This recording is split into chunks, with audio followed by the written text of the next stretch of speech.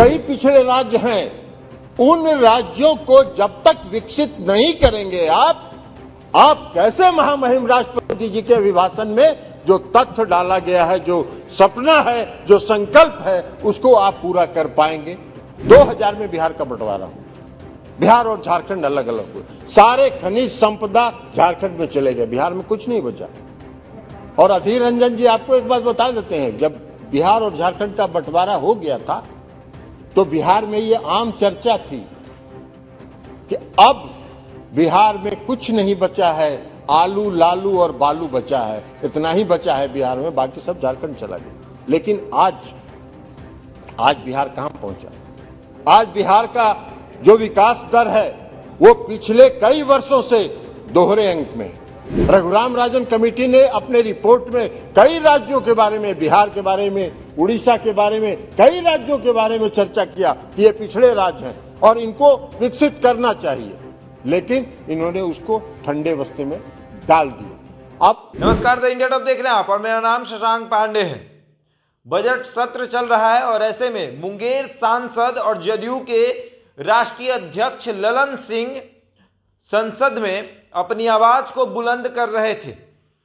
मुद्दा था कि बिहार को विशेष राज्य का दर्जा दिया जाए और क्यों न दिया जाए बिहार को विशेष राज्य का दर्जा। बिहार लगातार ये प्रयास कर रहा है कि वो विकास की तरफ बढ़े, लेकिन उसे सहयोग की जरूरत है और देश के प्रधान जो हैं इस पर ध्यान दें। जब बंटवारा हुआ था तो झारखंड और बिहार का जब बंटवारा हुआ था तो जो भी खनिज पदार्थ थे वो झारखंड की तरफ चले गए और उस समय लोग कहते थे कि बिहार में क्या बचा हुआ है, बालू लालू और आलू। लेकिन अब चल के देखिए बिहार विकास की तरफ बढ़ रहा है।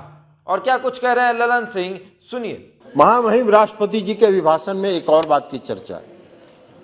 महामहिम राष्ट्रपति जी ने कहा है कि सरकार के निरंतर प्रयासों से भारत एक बार फिर विश्व की सर्वाधिक तेजी से विकसित हो रही अर्थव्यवस्थाओं में से एक बन गया है। मैं उनकी इस बात का समर्थन करता हूं, लेकिन मैं अध्यक्ष महोदय, हम आपके माध्यम से सरकार से यह जानना चाहते हैं कि अगर शरीर का कोई भी स्वस्थ शरीर, कोई भी व्यक्ति का स्वस्थ शरीर कब होगा? जब उसके सभी अंग सही होंगे, उसके हाथ पैर सर सब अंग सही होंगे। एक अंग भी गड़बड़ होगा तो वो स्वस्थ व्यक्ति तो हो नहीं सकता है। इस देश के कई राज्य हैं जो पिछड़े हैं। आप नीति आयोग की ताजा रिपोर्ट देखिए, अभी हाल में भी नीति आयोग की रिपोर्ट आई। तो कई पिछड़े राज्य हैं, उन राज्यों को जब तक विकसित नहीं करेंगे आप कैसे महामहिम राष्ट्रपति जी के अभिभाषण में जो तथ्य डाला गया है, जो सपना है, जो संकल्प है, उसको आप पूरा कर पाएंगे? इसलिए अब बिहार तो काम कर रहा है। बिहार का बंटवारा हुआ, रूढ़ी जी नहीं समझेंगे। रूढ़ी जी का सोनपुर में एक एयरपोर्ट बनवाना है, उनको जब तक वो नहीं बनेगा तब तक वो नहीं समझेंगे। तो इसलिए अध्यक्ष महोदय, हम कहना चाहते हैं कि बिहार का बंटवारा हुआ, 2000 में बिहार का बंटवारा हुआ, बिहार और झारखंड अलग अलग हुए, सारे खनिज संपदा झारखंड में चले गए, बिहार में कुछ नहीं बचा। और अधीर रंजन जी आपको एक बात बता देते हैं, जब बिहार और झारखंड का बंटवारा हो गया था तो बिहार में ये आम चर्चा थी कि अब बिहार में कुछ नहीं बचा है, आलू लालू और बालू बचा है, इतना ही बचा है बिहार में, बाकी सब झारखंड चला गया। लेकिन आज बिहार कहां पहुंचा? आज बिहार का जो विकास दर है वो पिछले कई वर्षों से दोहरे अंक में है। बिहार का विकास दर दोहरे अंक में है और अभी जो आर्थिक सर्वेक्षण, इकोनॉमिक सर्वे वित्त मंत्री जी ने प्रस्तुत किया है, उस आर्थिक सर्वेक्षण में यह कहा गया है, उस आर्थिक सर्वेक्षण में है कि आज बिहार का प्रति व्यक्ति आय सालाना 1221 रुपए हो गया है। 1221 रुपये हो गया, जो 2019-20 में 45,071 रुपये 45 रुपये था, 2020-21 में 46 रुपये था और आज बढ़ के वो 1221 रुपये हो गया सालाना, एनुअल। वार्षिक में कह रहा हूं अधीर रंजन जी, थोड़ा हिंदी और अंग्रेजी में आप। हाँ, पहले बहुत कम था एनुअल, मैं तो कह रहा हूं बात अर्थ वहां का पर कैपिटा इनकम। लेकिन आज अगर हम वहां पहुंचे और हमारा ग्रोथ रेट अगर दोहरे अंक में पिछले कई वर्षों से है, तो यह हम अपने संसाधन के बल पर है। लेकिन जब बिहार और झारखंड का बंटवारा हुआ था, उस एक्ट में एक प्रोविजन था, उस एक्ट में प्रोविजन था कि बिहार को प्रतिवर्ष 1000 करोड़ रुपए दिया जाएगा। बंद हो गया। जब योजना आयोग बंद हुआ तो उसके साथ साथ नीति आयोग बना और नीति आयोग ने उसको बंद कर दिया। 1000 करोड़ रुपए सालाना जो एक्ट में प्रोविजन है, उस प्रोविजन को भी समाप्त हो गया। उसके बाद भी हम आगे बढ़ रहे हैं, उसके बाद भी हम आगे काम कर रहे हैं। रघुराम राजन कमेटी बनी, रघुराम राजन कमेटी ने अपना रिपोर्ट दिया 2013 में, अधीर रंजन चौधरी जी की सरकार थी उसमें। बहुत आग्रह किया हम लोगों ने कि रघुराम राजन कमेटी की रिपोर्ट को स्वीकार कर लीजिए। रघुराम राजन कमेटी ने अपने रिपोर्ट में कई राज्यों के बारे में, बिहार के बारे में, उड़ीसा के बारे में, कई राज्यों के बारे में चर्चा किया कि ये पिछड़े राज्य हैं और इनको विकसित करना चाहिए, लेकिन इन्होंने उसको ठंडे बस्ते में डाल दिया। अब आज परिणाम यह है कि रघुराम राजन कमेटी का रिपोर्ट ठंडे बस्ती में पड़ा हुआ है। अब नीति आयोग बनी। नीति आयोग का मतलब होता है national institute of transforming India. अभी नीति आयोग की जो रिपोर्ट आई है, ताजा रिपोर्ट में, उसमें आप कह रहे हैं कि बिहार बहुत पिछड़ा है।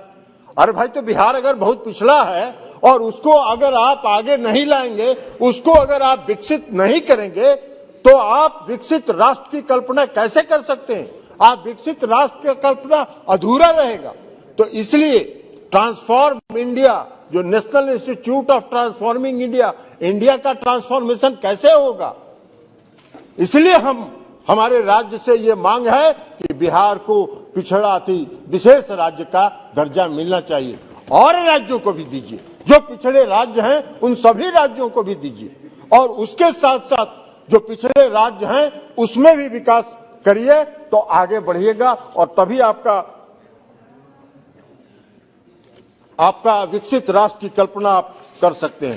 और इसकी बात नहीं कर रहे हैं, रूढ़ी जी के बारे में भी कहा अधीर बाबू ने, और रूढ़ी जी कुछ कागज वो लिख भी रहे हैं। बिहार विधानमंडल ने विशेष राज्य के दर्जा की मांग बिहार विधानमंडल ने सर्वसम्मति से पारित किया था। उसमें रूढ़ी जी के भी लोग सहमत थे और रूढ़ी आज किसी कारण से आप नहीं कर सकते हो, आप उसका समर्थन नहीं करते हो, अलग बात है। हम आपसे मांग भी नहीं रहे, हम तो आदरणीय प्रधानमंत्री जी से मांग रहे हैं, हम तो इस देश की सरकार से मांग रहे हैं और बिहार को विशेष राज्य का दर्जा मिले, यह बिहार के हित में है, राज्य के हित में है और इसलिए हम इस मांग को आदरणीय प्रधानमंत्री जी से रख रहे हैं। मानना नहीं मानना, स्वीकार करना अस्वीकार करना, ये प्रधानमंत्री जी का विशेषाधिकार है, लेकिन हम मांग तो रख सकते हैं राज्य के हित में। मैंने आपको चर्चा की कि 1.5 दशक से हमारा जो विकास दर है वो है।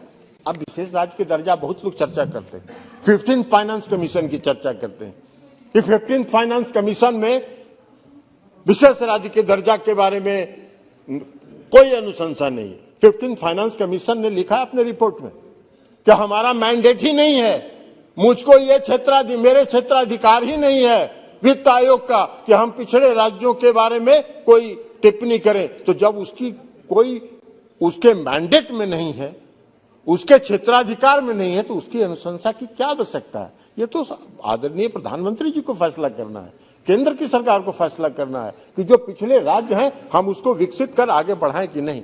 यह भी सवाल उठता है कि भाई बिहार के विशेष राज्य का दर्जा देने से क्या लाभ हो जाएगा?